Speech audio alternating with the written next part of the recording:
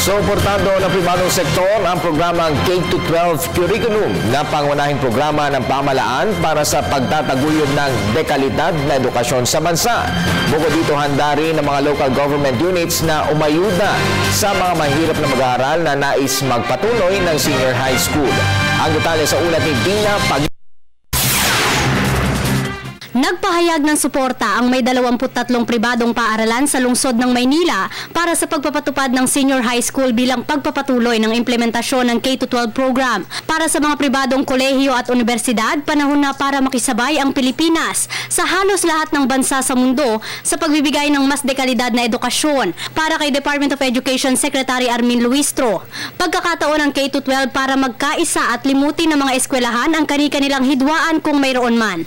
Sa Maynila, hindi na po tayo maaaring mga 1 or 2 stories, ay natin ay yung mga 4 stories. At lahat po yan, huwag po kayong mag-alala, ay earthquake proof according to the Intensity 9 Category A structure of our building code. Tiniyak naman ni Manila Mayor Erap Estrada na kaisa ang lokal na pamahalaan para bigyang oportunidad na makapag-aral ang mga mahihirap na kabataan sa lungsod.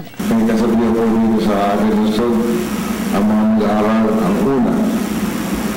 And this is not just a saying but a commitment. Unahin po natin ang kapakanan at kinabukasan ng ating mga mag-aaral. Makikiisa rin ang mga pribadong sektor sa Maynila para na scholarship at donasyon bilang suporta sa mga estudyanteng magpapatuloy ng senior high school. Ayon sa DepEd, may mga listahan na ng mga lugar na pagtatayuan ng classrooms para sa senior high school sa Maynila. Kung talaga magtutulong-tulong po ang pribado at pampubliko at mga eskwelahan, nakasisigurado po ako ang magiging panalo po dito yung mga bata. Pero yung mga institusyon po, magiging panalo din dyan.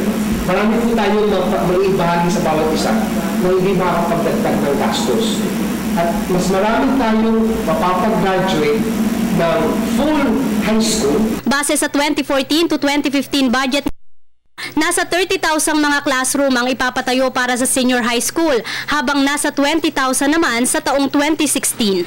Para sa Telebisyon ng Bayan, ako si Dina Pagibitan.